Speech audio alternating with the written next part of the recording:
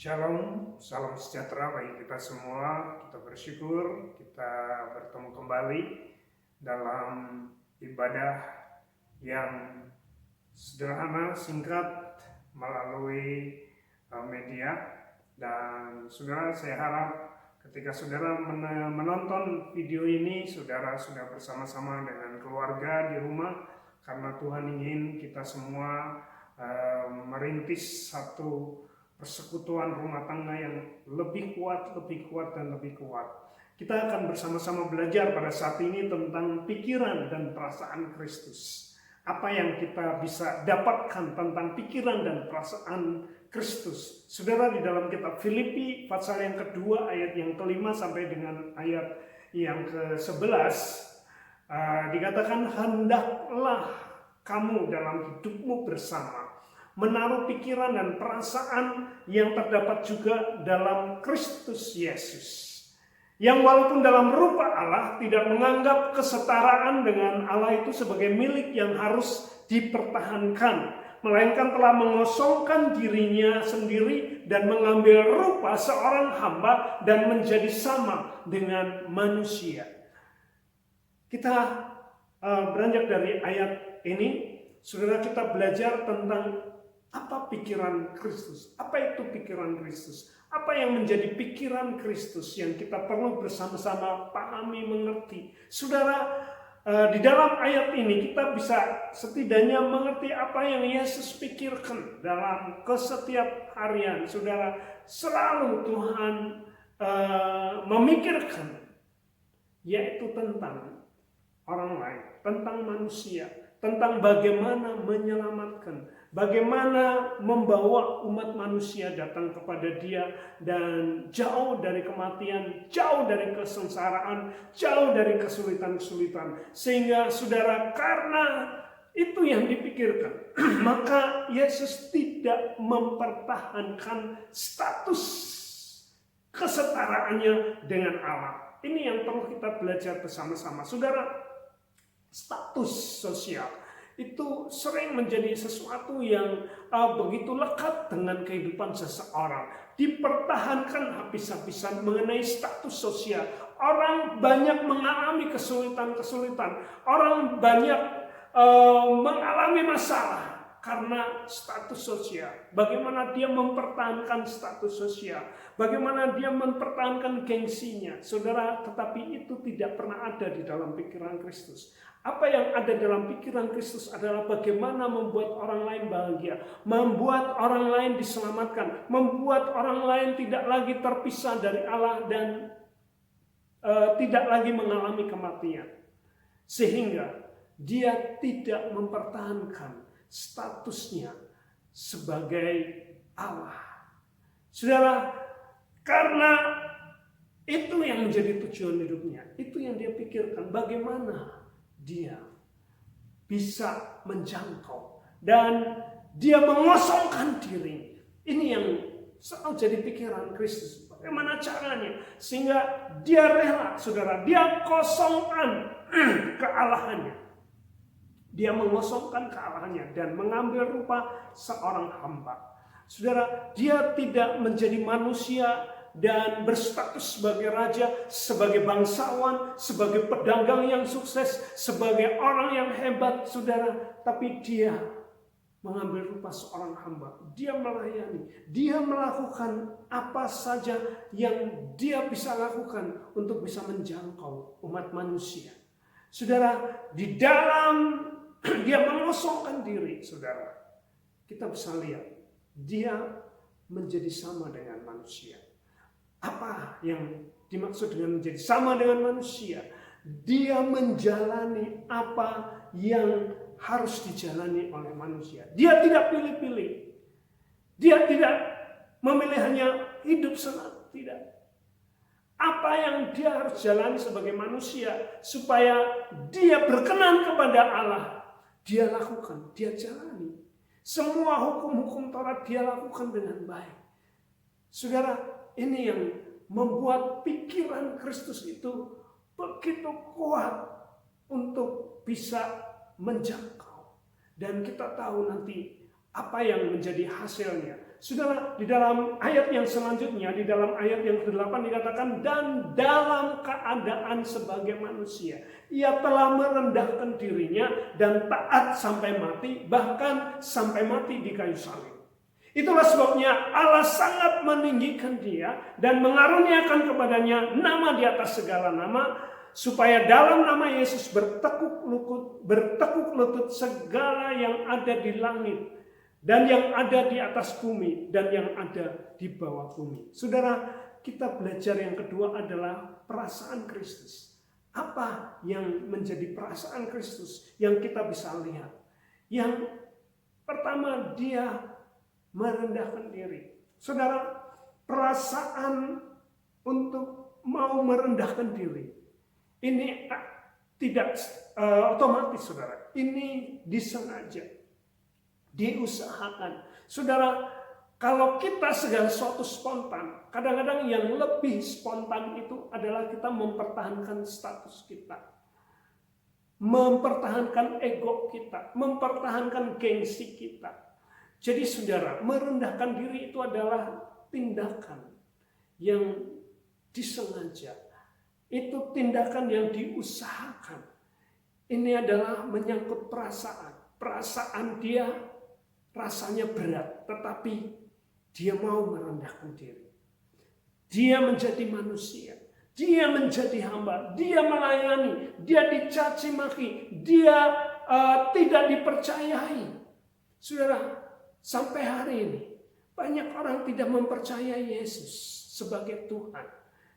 Walaupun mereka tahu segala yang dia lakukan adalah pekerjaan yang dilakukan oleh Tuhan, tapi tetap gengsinya tinggi. Saudara, Tuhan tidak pernah mempertahankan gengsinya. Dipercayai atau tidak dipercayai, Yesus tetap Tuhan. Tetapi dia rela merendahkan diri.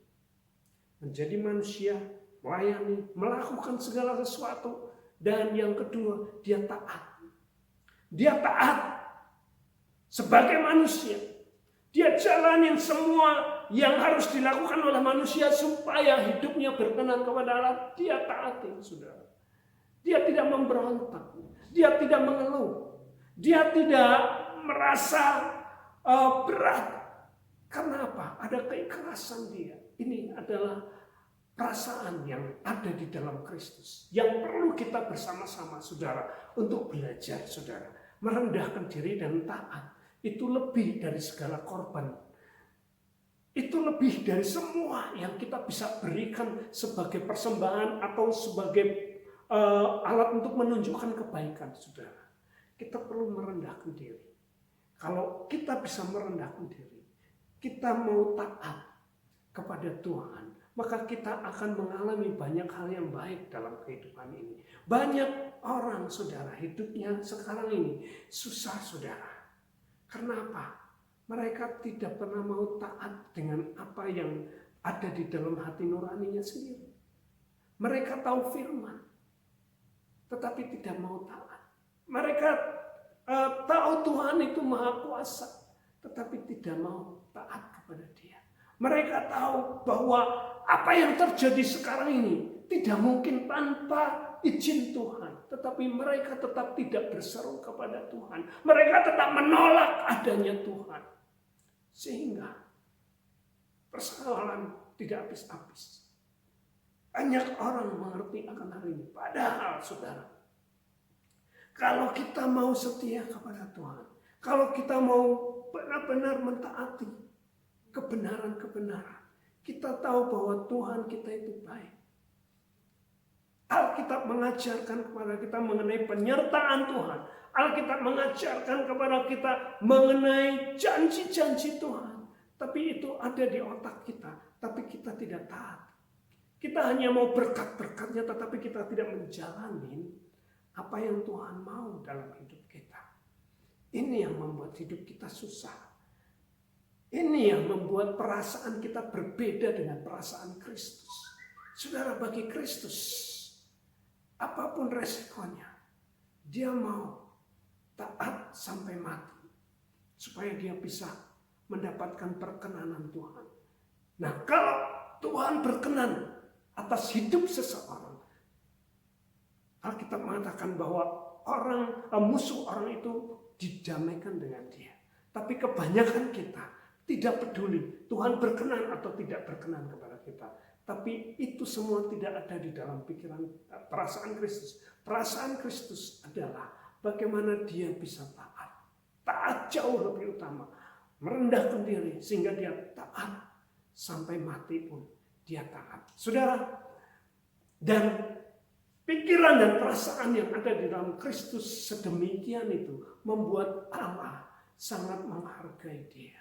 Saudara, banyak kali kita mencari penghargaan dari manusia. Kita berbuat baik, tapi diketahui banyak orang. Nah, ini yang seringkali susah, saudara. Apalagi kalau organisasi maunya difoto, semua untuk dokumentasi, saudara. Memang agak sulit, saudara.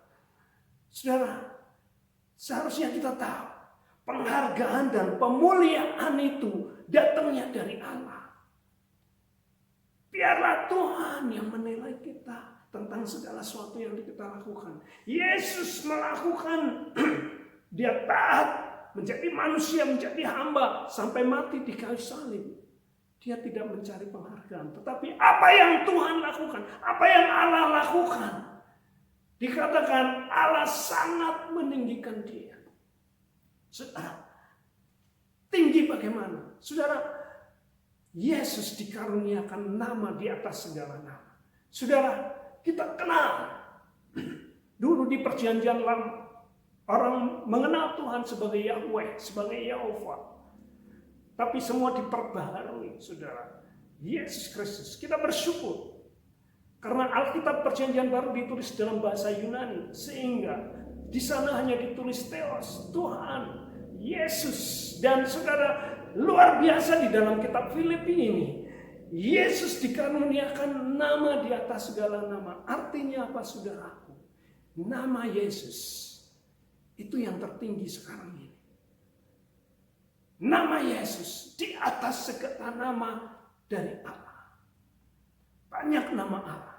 Tapi Yesus sekarang yang berkuasa. Matius 28 ayat 18. Sekarang segala kuasa di surga dan di bumi telah diberikan kepadaku. Saudara, Allah mengaruniakan itu. Karena apa yang menjadi pikiran dan perasaan Kristus itu terwujud nyata. Allah menghargai dan Yesus bisa menjangkau sekarang ini. Lebih banyak, masih lebih banyak orang yang percaya Yesus daripada yang lain. Saudara, Yesus dikaruniakan nama di atas segala nama. Di dalam nama Yesus kita tahu semuanya. Kalau sudah di dalam nama Yesus, itu otoritasnya, otoritas tertinggi. Iblis tidak akan sanggup melawan. Apapun alam semesta ini tidak akan bisa melawan nama Yesus. Dan saudara, satu yang Tuhan berikan penghargaan yang lain adalah segala yang ada di langit dan di atas bumi dan di bawah bumi. Saudara, dikatakan bertekuk lutut dalam nama Yesus. Saudara, siapa yang disembah di surga? Yesus. Siapa yang disembah di bumi? Yesus. Di bawah bumi menyembah siapa? Yesus. Karena Yesus adalah Tuhan yang berkuasa atas langit dan bumi. Saudara, hal yang terakhir di dalam ayat-ayat ini dikatakan segala lidah mengaku. Segala lidah, bukan hanya lidah manusia, lidah apapun mengakui Yesus Kristus adalah Tuhan. Yesus Kristus adalah Kurios. Yesus Kristus adalah Yahweh. Yesus Kristus adalah yang berkuasa berdaulat atas hidup kita. Saudaraku yang dikasihi oleh Tuhan, kalau kita memiliki pikiran dan perasaan yang terdapat di dalam Kristus Yesus, saudaraku, mau berkorban apapun untuk kebaikan orang lain. Bagaimana usaha kita supaya orang mengenal Tuhan, dekat dengan Tuhan. Tentu saja kita duluan mengerti, memahami siapa Tuhan bagi kita.